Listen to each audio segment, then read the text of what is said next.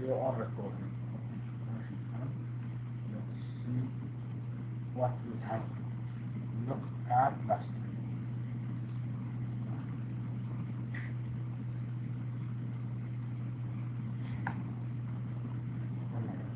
Okay, last time we have seen how is it that the paralytic microstructure, using the kinetic of phase transformations, we could change the formation of the paralytic structure using different heat treatment routes. For example, we said if we are, let's go to the bigger one here. For example, this is the same thing we are having. I'm just focusing on this point here, and this figure is the same phase diagram. So if we were going, for example, from just above, let me look at the pen, from just above the eutectoid isotherm to just below the eutectoid isotherm, that delta T, as we have mentioned, it was small, so let's call it delta T1. That was delta T1, and the absolute temperature here was T1, let's call it target temperature T1, was high. So the temperature was high, but the delta T2 was small. And at the same time, we compare that to another one, let's say well below that we undercool well below the isotherm, the eutectoid isotherm, well below that. So basically our delta T, the jump in the temperature, will be bigger, that is delta T2, and we compare this to delta T1. So you had a big jump in the temperature, and the temperature here, the absolute temperature, we call the T2, is much smaller, of course. Here, when delta T2, when delta T1, when delta T is small, the absolute temperature is big, and when the delta T is big, the absolute temperature is small. And we have raised that this leads to different development of microstructures there. When you have large delta T, what you are going to develop in this case is that you have the probability of the formation of solid crystals in different areas of the material there in the material is much more.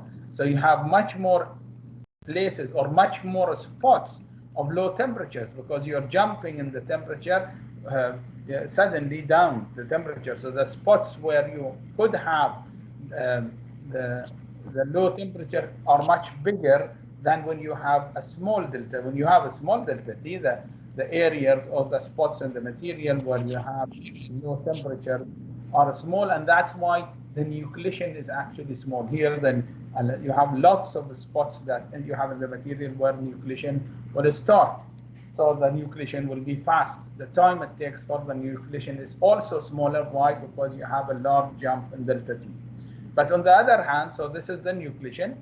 Nucleation is fast, is slow, sorry, in this case, and the nucleation of the solid crystal is fast in this case. While the growth, because we said the development, the transformation occurs in two steps. You have the nucleation and then you have the growth. But on the other hand, the growth of the microstructure here is fast. Why? Because the absolute temperature is high. When the temperature is high, the diffusion process is faster, and that's why it leads to a faster growth. And therefore, when you have a small nucleation, but you have faster growth, these are going to nucleate bigger, as you can see there, and it leads to, so this is intermediate phase, so you have, these are going to grow bigger and bigger, let's say, and the nucleation is small, it takes small, so it will lead to, at the end of the day, to a coarse microstructure. The microstructure which will develop will be basically coarse microstructure like that, if you want. And on the other hand, this one, where it will develop what I will draw the final microstructure there only. So here, on the other hand, you will be having a very fine microstructure here. So much finer microstructure here. The grains will be much smaller. Why? Because you have much more crystals, much more grain nuclei in the material, and it will be much finer microstructure. So this is so we said last time we have two things affecting the development of the pearlitic structure. The nucleation rate increases with delta T, as we have said. This is the nucleation. When delta T is large, you have large nucleation there. In this case, when we have temperature much below the delta T that you are going is much below the eutectoid temperature, the nucleation rate is high, but the growth is low. Why? Because the temperature, the absolute temperature, is small. On the other hand, the growth rate increases with delta T. You have, when on the other case, when the temperature just below, not much, the delta T is small, the nucleation rate is low, but the growth rate is high. Somebody has his mic on, please close your mic. So you have a microstructure developing like that. So a small amount of nucleation happens here because the nucleation is slow, but the growth is high. So these nucleated specific solid crystals are going to grow faster, and at the end of the day, we will get a coarse microstructure. And this is an intermediate, moderately below the eutectoid temperature. Nucleation rate is mid and growth mid is mid. You will get something in between, and even between this and this, and between this and this. So the point here is that in studying the kinetics of solid phase transformation, we understand now that we can control the shape or the microstructure of the pearlitic structure, making it coarser or making it finer or intermediate in between, and so on and so forth. And of course, the coarser the microstructure or the finer the microstructure, this affects the mechanical behavior of the material. It will affect the strength, it will affect everything in the ductility and so on, and toughness therefore, and the hardness of the material, and so on and so forth. So we can then therefore manipulate the microstructure of the material to get defined properties of material that we require. If we want certain properties, we manipulate the microstructure to get the properties of the material that we need. Now, having talked about the transformation curve here, which we used to study the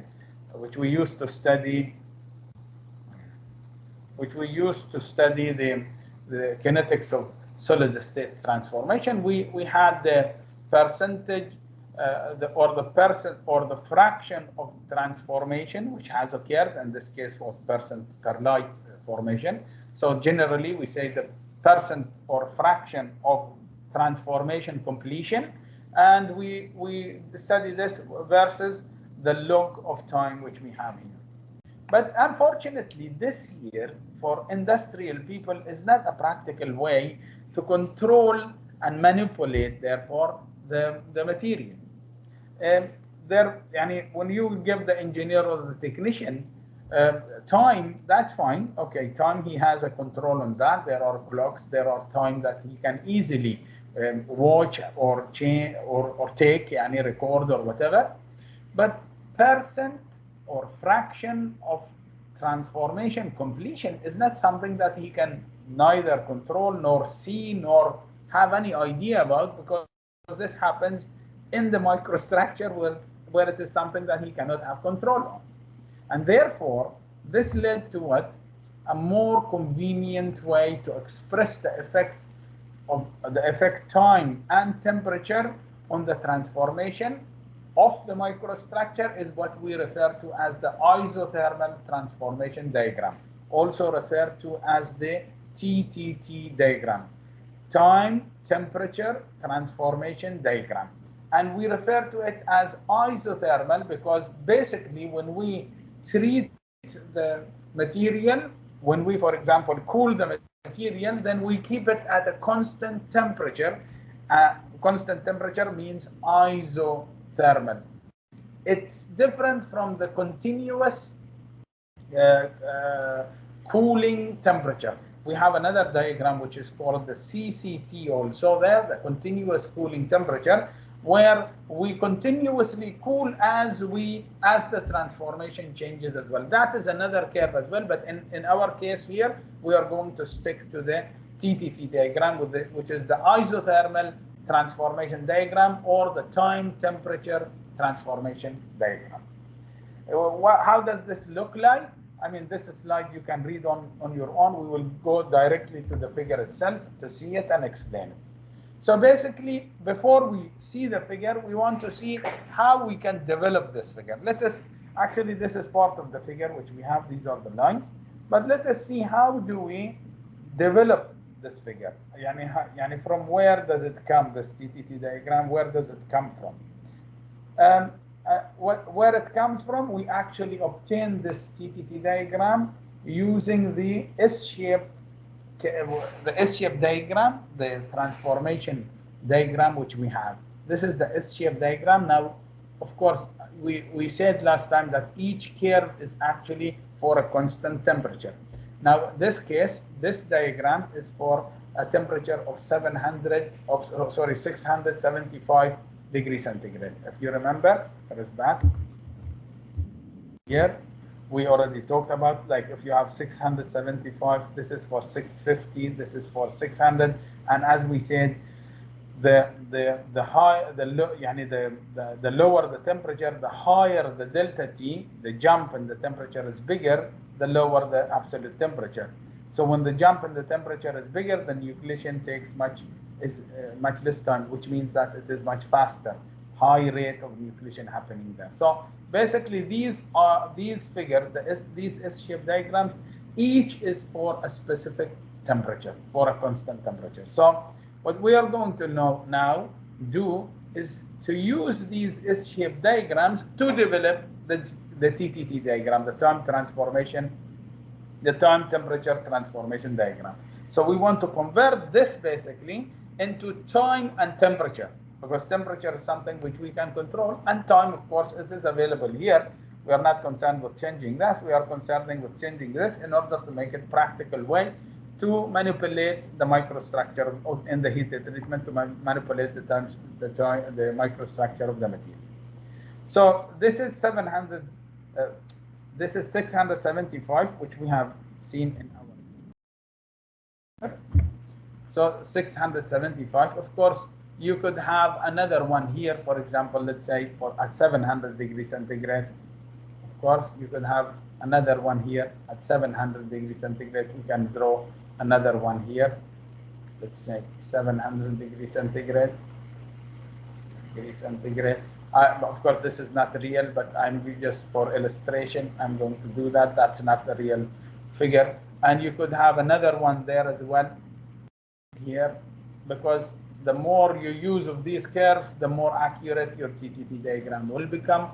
This is 700, this is 675, this is, for example, 650 degrees centigrade. So you will have to use degrees centigrade. You will have to use many of these TTT diagram. And as a reminder, remember how I explained how we get this figure is actually a very meticulous way to get it, because every time you need to try each treatment until you know where the nucleation starts, and then you do the whole curve many times. You need to do many experiments to get one curve. What about if you want to make many curves there? It is very very time consuming, and you need to spend a lot of effort in order to make these curves. So this means that even the TTT diagram, it's a more bigger job to do basically for us, and that is also to need to also mention here that is for a specific composition of carbon. So all that study and all that TTT diagram that we will be doing will be for a specific concentration here. If we change that concentration, then we will have differences as well. So this is TTT diagram for that composition. So what do we do to get the TTT diagram? Imagine you don't have these blue lines. Just imagine that they are not there for us to be able to do them. So what we do is basically we look at where the start is 50% transformation completion is this point, 100% transformation completion is this point. So what we do is that since this is at 675, this is what we are saying, this is at 675 degrees centigrade. So what we do, we go and draw this. Basically, this is the temperature and that is the time. This axis is the same axis that we have here. We did not change, but we want to replace this axis basically with the temperature. So we are drawing an axis with the temperature there. This temperature is 700. Let me show you just to remind you. It's 727 degrees centigrade. That temperature basically is the same as that temperature we are drawing here. 700, maybe it's mentioned somewhere. 727 degrees centigrade.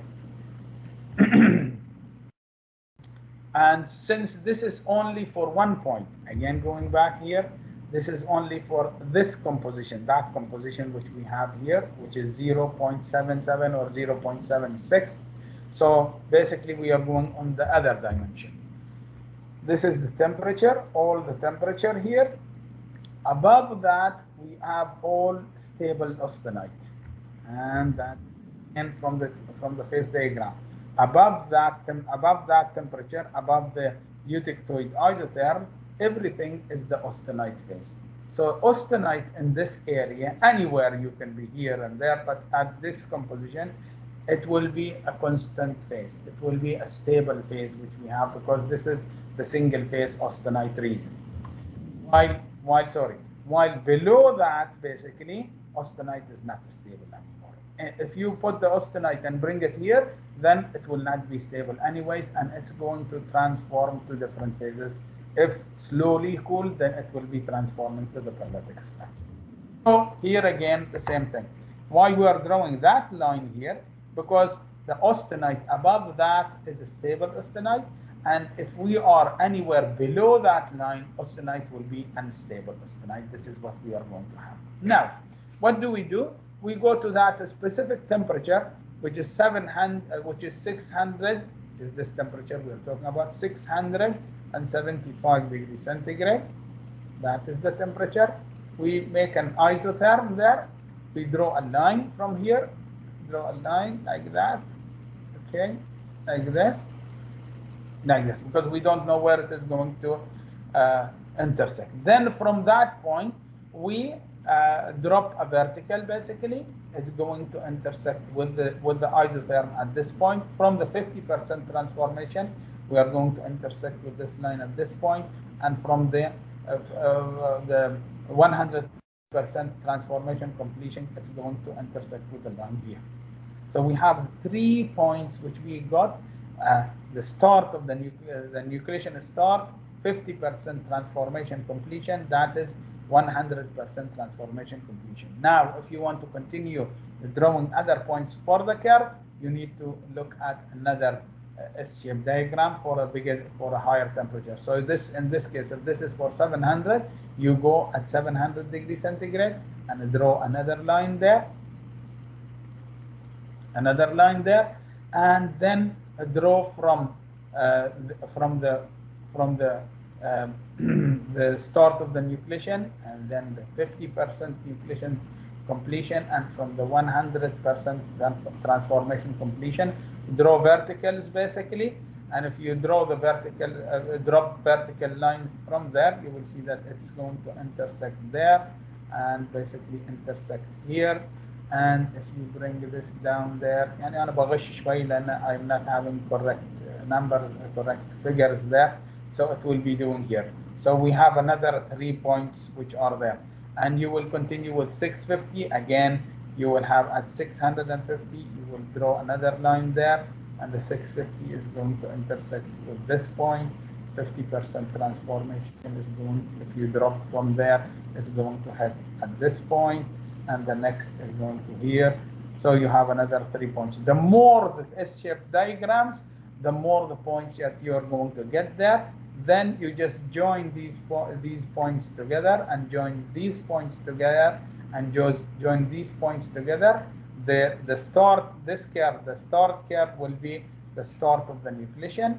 That is 50% transformation completion, and this line will be for 100 transformation completion. This is basically how we develop the TTT diagram.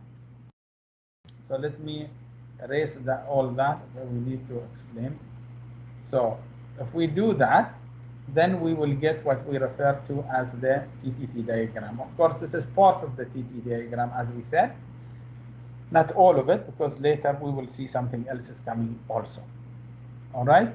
So, and specifically, now in this case, what we are showing is that the austenite is stable above 727 degrees centigrade there. And if we bring it down here below that temperature, transformation will be starting. If we are above, austenite is stable. It's not going to change. Once we come down, austenite is in unstable. All that area is austenite unstable zone. If you bring it there, it's going to transform. How much it is going to take? Well, that much time it's going to take in order transformation to start.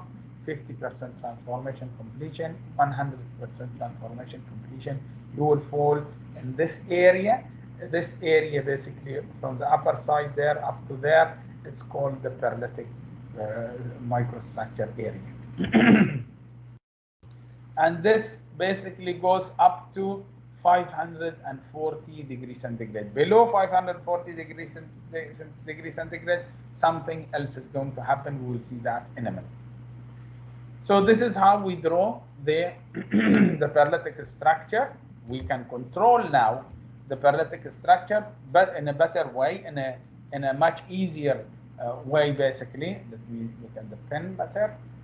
In a much easier way, basically, you could have, for example, if you are there, you can say, I am above 727 degrees centigrade. And you say, I go to 800 degrees centigrade. On the phase diagram, just to imagine the thing, if we are at the eutectoid composition, so I could go to 800 degrees centigrade, which means that I am here. I'm in this spot, basically. So I'm in the all austenite zone. This is what we are saying. So if I am there anywhere, I am there anywhere, let's say at 800 degrees centigrade, I am in all austenite stable zone, basically. All that is austenite zone. Now, if we cool fast, basically, to let's say this temperature, 625 degrees centigrade, then if we leave it at that temperature, keep the temperature constant, what is going to happen? It's going to take how much time? Well, basically, the time will start from 0, and it's going to take that much time, which is basically 3.5 seconds, as I'm mentioning here, for the nucleation to start. And then 50%, it goes, if you leave it transforming, it will take this much time for 50% transformation completion, and it will take this much time for 100% transformation completion, as it takes here, as shown there, 15 seconds, in order for the transformation to complete. All perlitic structure is going to form, because here we are in the perlite zone. So this is how we basically use the TTT diagram to see how we can manage to change the microstructure. Let's say if I use another heat treatment route, let's say I was at the same 800 degrees centigrade and I cooled, let's say, to 725 degrees centigrade, and then I leave it at that temperature, what is going to happen? Well, it takes that much time, this much time, in order for the nucleation to happen, and that much time for 50% transformation, and that much time for, which is basically near to 1000 seconds there, in order for the completion transformation occur. And then we are again in the perlitic zone. But what's the difference between this and that? As we already said, when we have a small delta T, we have slow nucleation. And this is why you can see the nucleation time is bigger there. While at a higher jump in temperature, nucleation time was 3.5 seconds. Here now you have more seconds there that the nucleation is going to occur. And therefore the growth, actually, because of higher temperature, the growth will be higher. For the microstructure which you develop using this one will be much coarser. will be much coarser than this. So you have much coarser microstructure developing here with that one. And if we go for a bigger jump, let's say, a jump like this, and you do that, and the microstructure that you will develop here, a bigger jump in the microstructure, much faster nucleation. You can see that nucleation is faster than there even, but the growth is slow, and that's why you will develop a much a much finer microstructure. I don't have my pen today, but anyways, this is working well. So you have a much finer microstructure, which we have there with much smaller grain sizes as well. So this is a way, an easier way to control the microstructure of the material, and therefore control or manipulate the properties of the material, because changing the microstructure would change the properties of the material.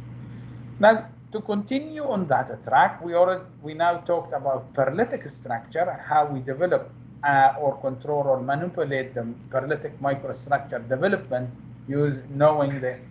by studying the kinetics of solid state transformation, and by developing what we refer to as the TTT diagram, which is the time temperature transformation diagram. We can do that, and this is what I'm showing here. This is just a summary of what I already said. We have two cases. For example, transformation just below the eutectoid isotherm, just below, the jump in the temperature is small.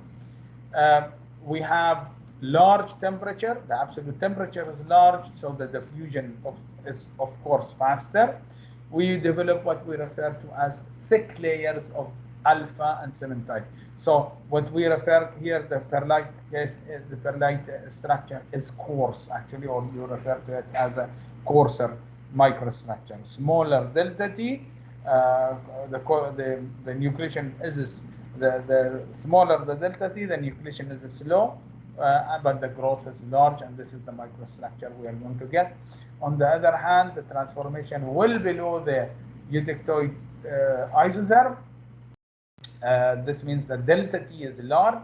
If the delta T is large, we have absolute temperature is smaller, so the diffusion process is slower. So therefore, the growth basically is slow, while the nucleation is fast, and therefore you will develop what we refer to as thin or fine layers of the perlitic structure, alpha plus the cementite case, and this is a representative microstructure for a fine microstructure which we have here. To continue, we said we will be talking about perlite, bayanite, martensite, spheroidite. So we will be looking at now the second phase of a steel.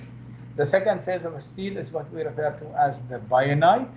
If we continue looking, let me use the bigger one because it's more clear.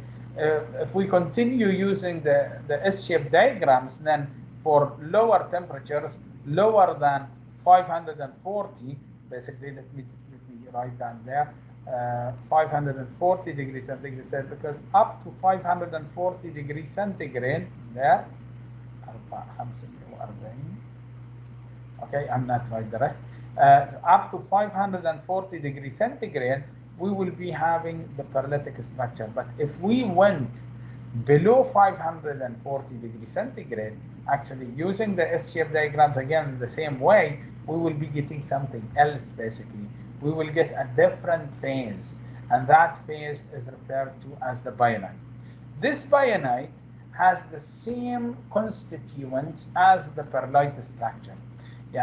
Like the perlite, it consists of the ferrite and the cementite phases dispersed in the material. So the TTT curve, just extension to the perlitic transformation curve, is just extension to that. If we use the S diagram again, we have 3 points there, 3 points there, 3 points there. We will see that we will be developing the continuation actually of the perlitic structure. But in this case, we will have the development of a different phase. In this area below 540 degrees centigrade, we have the development of a different phase, which we refer to as the bayanite. But bayanite has similar constituents as the perlite. As we said, it consists of the ferrite and the cementite, but the difference is that the bayanite phase microstructure is much different from the perlitic structure. In the perlite, we have this lamellar configuration, which is alternating layers of ferrite and cementite, ferrite and cementite. But in the bayanite phase, the microstructure is extremely different. You have very, very fine microstructure, which consists of the plates of the ferrite phase, which we are showing here, and rods of the cementite, which we have there. And the microstructure is very, very thin, very fine, very fine.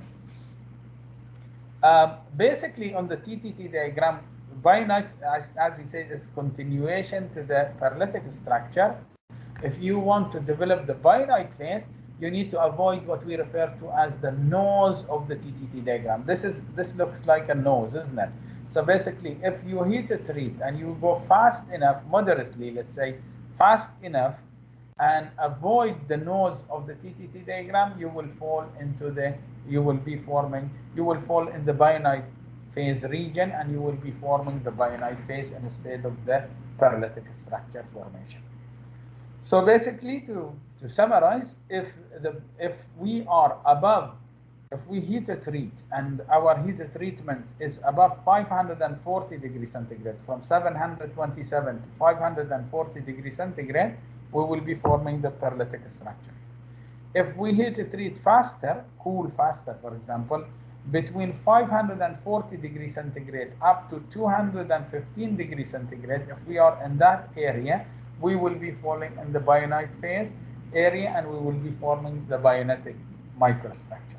Of course, if we are below 215, something else is also going to happen. We will be talking about that in a minute. Now, the bayanite phase, as we said, it consists of the alpha lathe strips, as we have said there. So you have strips of alpha and rods of the cementite, which we have here, which we have there, which are shown. So the similarity between the perlite and the bayanite is that both of them consist of the same constituents, alpha and the cementite, the ferrite and the cementite, but their shapes is completely different, as we have seen. There we have lamellar configuration. Here we have very fine lathe or strips of ferrite with long rods of the cementite here, dispersed very finely in the material. Another one difference between them is that one similarity, between them is that both of them are also diffusion controlled. This means that they get produced by a thermal process. So if we are between 727 to 540, we can develop 100% perlite phase. If we are below 540 up to 215, we will be forming the bayanite phase. But as you can see, you need to leave time for the transformation to start, 50% finish, 100% completion. So in the same way for the bayanite, you need to leave time in order for the transformation to occur, and that's why we say the development of the perlite and the bayanite are thermal processes, happen by thermal processes, which happens by diffusion. Basically, you heat it, treat it, you leave the elements or atoms to diffuse and cause the change in the crystal structure or the arrangement of the atom in space in order for the transformation to complete. So they are both thermal processes. It happens by diffusion. Third phase that we want to talk about is called the spheroidite. The spheroidite, again, and this is basically a representation. This is a typical microstructure of the spheroidite phase. As you could see there, we refer to it as a spheroidite here because it consists of basically spheres of cementite dispersed in the matrix of the ferrite phase that you have seen there. So spheroidite is the adjective of the spheres there. So the constituents as similar to the perlite and the bayanite consist again from the ferrite phase and the cementite phase. they also this phase is also, or this microstructure also developed by thermal process basically. It's not athermal, and but the microstructure is different. That in this case you have spheres of the cementite dispersed in a matrix of ferrite. In the perlite it is this lamellar configuration. In the bayanite it is this very fine dispersion of rods and strips of ferrite, rods of cementite and strips of ferrite. In this case, the spheroidite, we have the spheres of the cementite dispersed in a matrix of ferrite, which we see there. How do we form the spheroidite phase? We basically we can show that using the TTT diagram basically now, since it is with us. So you can produce this in different ways. For example, in the same way that you produce the perlite phase, you can go above 540 degrees centigrade at any temperature, and then form the perlite phase. So if you do that, the perlitic structure is going to form, and then leave the temperature at that amount or that level for a prolonged amount of time. The perlitic structure is going to form. Or the other way is go to the bayanite phase, and at the bayanite phase formation, once the bayanite forms there in this area, then leave it again for a prolonged amount of time. The spheroidite is going to form by itself. Actually, transformation is going to happen, and this transformation to the spheroidite requires a long period of time. For example, at 700 degrees centigrade, you need to leave it for 18 to 24 hours, for example. The cementite phase forms sphere-like particles embedded in a continuous alpha or ferrite phase matrix, unlike layered structure of perlite or the bayanite phase, which we have here. The alpha crystals with the spherical, this is how it looks like with the spherical cementite phase. It is diffusion dependent. Why? Because it needs for the transformation to occur a long period of time, more than even the perlite and the bayanite. Now, we want to see why is it that when we heat treat it, when we are developing the spheroidite, we develop the perlite phase, and then if we leave it for a prolonged amount of time, this structure changes from the perlitic structure or the bayanite structure into the spheroidite phase. What makes the material change in this way? Basically, the microstructure, change in this way. Basically, what happens is that, let me say it in this way, and in order for you not to forget this story.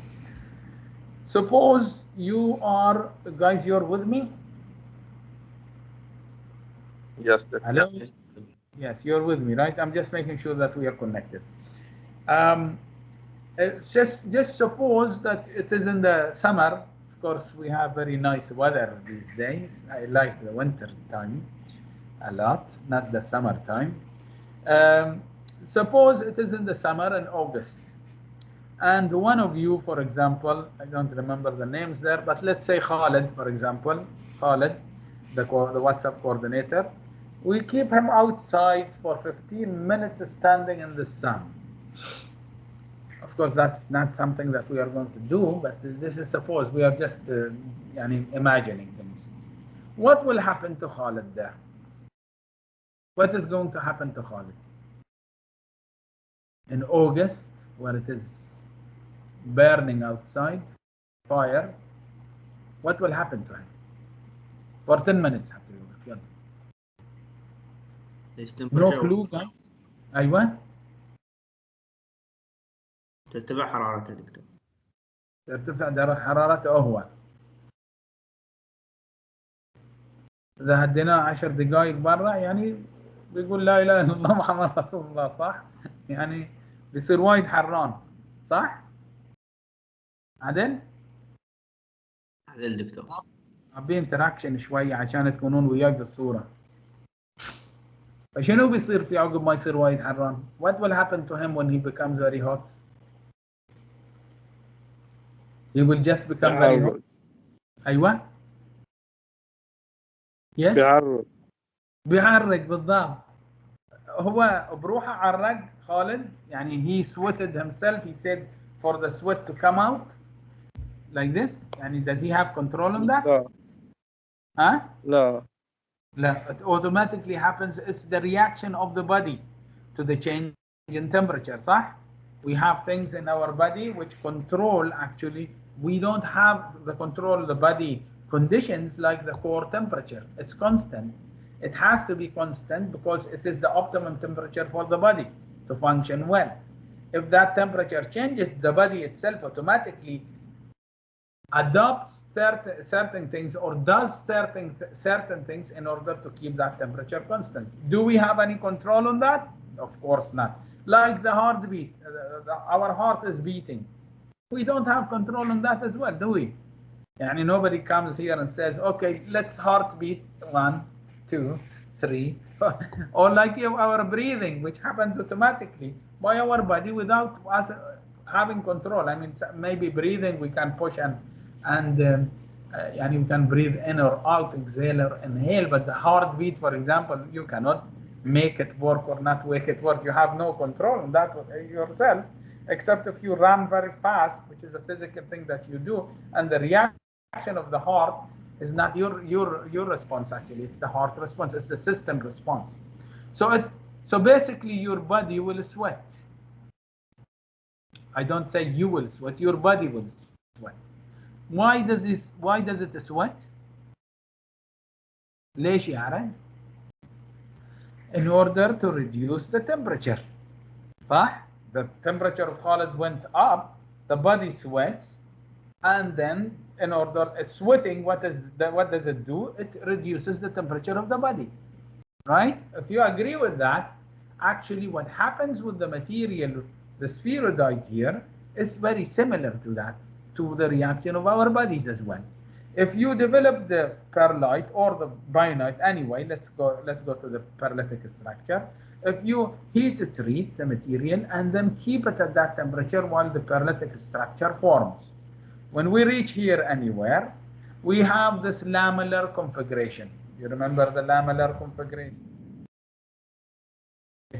We have this lamellar configuration forming with different grains. Now, in this lamellar configuration which we form in the perlite structure, we have second phase boundaries and we have also grain boundaries. This is a grain boundary, this is a colony, this is a grain boundary, and in between as well we have second phase boundary. These are second phase boundary, the boundary between the cementite and the ferrite. This is also boundary. صح? What are these boundaries? What do they represent, these boundaries? The boundaries represent a mismatch, basically, because, for example, the ferrite has a BCC crystal structure, and the cementite has an orthorhombic crystal structure. So the arrangement of the atoms there in the cementite and in the ferrite are different. And the boundary between them is basically a mismatch, either the grain boundaries or the second phase boundaries that you have there. It's a mismatch which you have, though in the mismatch area, what did we say?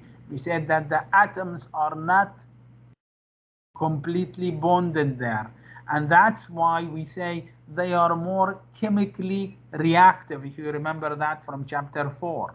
This is what we said, and this is what we used in order to visualize the grain boundaries, basically by doing the etching in order to develop a clear contrast when we expose the surface to light. Reflection will be different in the grain boundaries than in the grains itself. Now the same. So what are we saying here is that at the grain boundaries and at the second phase boundaries, they are more chemically reactive there. So more chemically reactive, يعني شنو?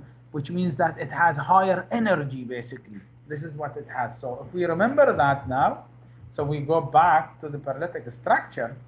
If we develop the microstructure here, developing the perlitic structure, here the perlite is going to form. Now, if we keep it at that temperature while the perlitic structure formed and keep it for a prolonged amount of time, what is going to happen? The material will be feeling very hot. It does not like being at high temperature. It does not like being at at high energy level for a long period of time. So what is it going to do? It's going to sweat. No, of course, it's not going to sweat like us. It does something else.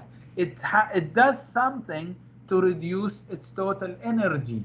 What it does is that it changes its microstructure, going from the lamellar configuration to this spherical distribution. Why? Because actually in the lamellar configuration, which I've shown on the previous slide there, you have the grain boundaries, and the second phase boundary areas is very large, is high, and therefore those areas which are boundaries, either grain boundaries or second phase boundaries, represent, or they are at high energy level.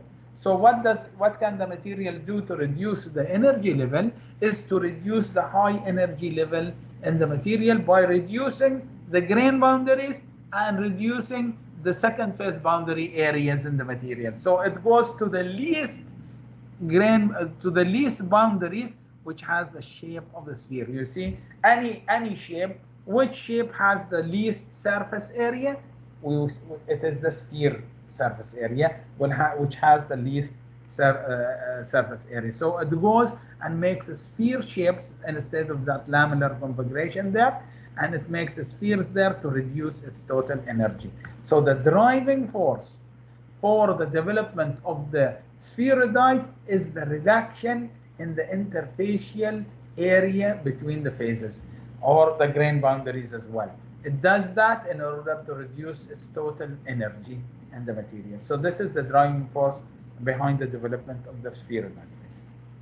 Now, the next phase, the last phase that we want to talk about, is the martensite. Martensite is different than the previous phases that we talked about. It's different from the ferrite, it's different from the cementite, it's different from the perlite structure, it's different from the bainite or spheroidite. The martensite development happens actually at relatively low temperature, and we can develop the martensite by quenching, very fast cooling. Martensite is a non-equilibrium single phase. It's not two phases. Do you remember, in the perlite, in the bainite, in the spheroidite, they all consisted of what? Ferrite and cementite. So two things forming the phases. Here the martensite consists of a single phase only, and it's a non-equilibrium single phase. I prefer to call it a metastable, or a meta-equilibrium, or a metastable, because non-equilibrium, I distinguish non-equilibrium from the metastable there, because we can use the martensite at room temperature there. And it is a result of diffusionless transformation. Those are all differences between this and the previous phases. This is a single phase, and it gets produced by diffusionless transformation. You don't need time for transformation to happen. And in here, you need time for transformation to take place. In the martensite, you basically don't need that. You quench from that temperature to temperatures below 215 degrees centigrade, you are going to develop the martensitic structure by what we refer to as quenching. The transformation, basically, before we start talking about how the martensitic structure occurs, just you need to know that transformation of perlite, bainite, martensite are competitive, taking a place. You might have, you would be cooling from there. You will go fast and cooling. You might be falling in the perlite, in the bainite, and in the martensitic structure if you're doing that. So this is why we say it's competitive, that you could be forming all the phases together as well, and they could coexist. This is what we are saying here. In how does the martensite form as a microstructure, basically? Well, let's just remember the transformation which normally occurs. Let's see the phase diagram if we have it there. We have it. Let's see, we talked about the polymorphic polymorphic behavior of the iron there. If we cool the iron basically from the top there somewhere, it is molten metal, then it's going to go to the BCC alpha phase, and then as we cool down further, we will come into this area, which is the gamma phase, which has an FCC crystal structure. And if we cool down below 912 degrees centigrade there, it's going to go back again to a BCC alpha, the secondary or a ferrite phase, which we have here. That was the delta at the top. This is the alpha phase. Again, it has a BCC, so we called it a polymorphic transformation. Now, in this transformation, which happens in the phase diagram, we are leaving enough time basically in order for the transformation to take place. Going from FCC to BCC crystal structure, it needs time because the diffusion process in the solids is slow, and these are all solids. So it needs time for the diffusion to happen, yani movement of the atoms, to change the arrangement of the atoms in space, and therefore yani the crystal structure. Now, in the FCC crystal structure alpha phase, it has very high solubility. If you remember, the point here at the top there was 2.14, while the solubility of the ferrite phase to carbon, or the solubility of the carbon in the ferrite phase, which had the BCC crystal structure, is very small. That is the number there, the maximum solubility. It happens at the eutectoid isotherm, which is 0.022. This number was 2.14 basically. So the solubility of carbon on the gamma phase in the austenite is much bigger. It's much denser in the carbon basically, which we said this is very low solubility it has there. So if we cool down slowly, what is going to happen? The lattice parameters going from the FCC crystal structure, bigger size, to a BCC crystal structure, a smaller lattice parameter. What will happen to the carbon atoms which are within the gaps of the FCC crystal structure? They will be told, hey guys, we are going to transform now, and we don't have a space in the hotel, so pack your bags and leave. They will be telling the carbon atoms to leave actually the interstitial sites. Actually, where is the carbon going in the FCC crystal structure iron? It's going in the interstitial spaces. Now, when you cool down slowly, then the carbon atoms will be notified by a letter. They will be given a letter, please vacate the hotel, because we need the hotel. We are doing renovation. We are going to change the hotel. So leave the hotel. So the carbon atoms are going to leave their sites, their rooms, and they are going to come slowly out from the microstructure there. Of course, there are no hotel in the microstructure, or no rooms. I'm just saying it for you to understand. So those atoms are going to get out from the interstitial spaces slowly and go in the material. Why? Because the FCC crystal, the BCC crystal structure here cannot accommodate the large amount of the carbon atoms in the FCC crystal structure. So they come out slowly, and we allow them to come slowly. Why? Because the cooling rate is very slow than using the phase diagram. So the carbon atoms go out, and the BCC crystal and the development or transformation to BCC crystal structure occurs, and the atoms which are there of the carbon are going to gather together and form the cementide phase, basically somewhere else, with another crystal structure, which is a compound basically, and it has an orthorhombic crystal structure. This is what normally happens when you cool down very slowly.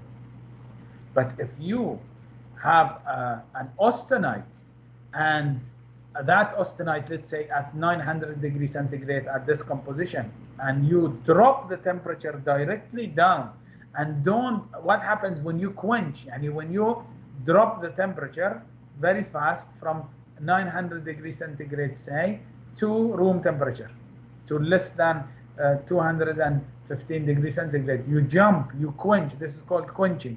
You jump there. What is going to happen? Well, the change in the microstructure, the change in the crystal structure, basically from FCC to BCC crystal structure, which is at room temperature, is inevitable. لازم بيصير. But since you are quenching, you are making that happen very fast. And when you made that happen fast, what happens to the carbon atoms in the FCC crystal structure? For the carbon atoms to move out, actually you need to give it time. But you did not give it time here. What happened to the carbon atoms in the FCC crystal structure there? They got trapped. The crystal structure changed from FCC crystal structure to BCC crystal structure without allowing time for the carbon atoms to escape, to go out and to form something else outside this crystal structure.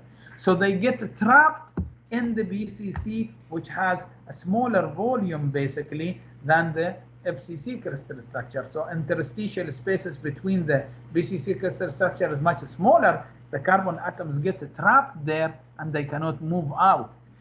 Since the FCC crystal structure is dense in carbon, the BCC crystal structure cannot accommodate that much carbon in it. What happens there is that there is a net change in volume of the BCC crystal structure. The BCC crystal structure basically, which has a cube shape, basically elongates and twists due to the amount of the carbon that you have there, and it forms another crystal structure, which is due to the mechanism actually of the formation of this crystal, which is called the BCT, the body center tetragonal crystal structure, instead of forming the BCC crystal structure. And this rich carbon crystal structure is an interstitial solid solution, and it becomes very hard. Actually, it's the hardest phase of a steel actually, and this happens, it's like being very stuffed with carbon. You know the teddy bear, البئر الدب اللي ناخذه، هذه الدب الصغير لعبة الأطفال. If you fill it with cotton, then it becomes يعني harder, stronger. But if you fill it you squeeze the cotton with too much force in it, what is going to happen? It becomes harder and harder. So this is what's happening actually here. The BCC crystal structure cannot accommodate that much carbon.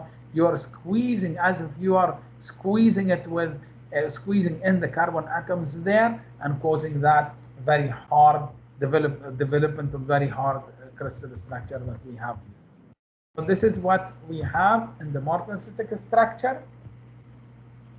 Instead of going to the BCC crystal structure, a body center tetragonal martensite is going to form, which is a twisted and elongated BCC crystal structure. So this is what we say, there is a net change or increase in the volume actually, which has to be happening because of the amount of the carbon atoms there in the FCC crystal structure.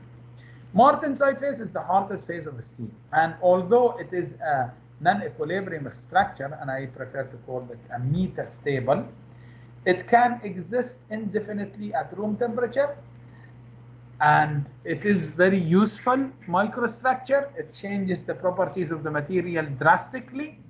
However, we need to be very careful with this phase, is that we cannot use it in high temperature applications, because once you put it to high temperature applications, because it is a metastable phase, it is going to change in microstructure. Actually, it will transform by diffusion if the temperature, because you're quenching basically, you're quenching the microstructure to trap the carbon atoms there. Once you did that, now if you raise the temperature again, what are you doing? You are allowing the carbon atoms to escape again. Although the transformation can happen, but it will take very, very long time, because it's not stable at room temperature. But it takes very long time, and that's why we can use it in different applications. But if you use it in high temperature applications, well, the carbon atoms are going to diffuse out, and something else is going to develop in the material, which we refer to as tempered martensite. We will deal with that in the next lecture. So this is how basically the martensitic structure forms. If we quench basically from anywhere in the stable austenite zone to below 215 degrees centigrade there, 215 degrees centigrade. That's the start of the martensitic structure formation. This is 50% martensitic structure formation. 90% even below that, you can get 100, nearly 100% martensitic transformation happening in the material there. You notice that the lines are straight here. They are not having any curves there. Why? Because basically the formation of the martensite is diffusionless. It does not require time. Actually, if you have 0 time, that will be making 100% martensitic transformation. This is how the martensite looks like. So if we want to develop the martensite phase, we basically quench from there to the room temperature, for example, we will form nearly 100% martensite. But in most of the time, you have what we refer to as retained austenite, some small amount, 0.5 or 1% retained austenite, which gets trapped between the martensitic, very hard martensitic structure. You see, this is the layer needles of martensite there, and the gray one is the austenite phase, which you have here. Right, I will stop here. We talked about that. Next time we are going to continue. Any questions, guys? Any questions? Oh, today nobody reminded me. Sorry for taking time. Let me stop there because also this will be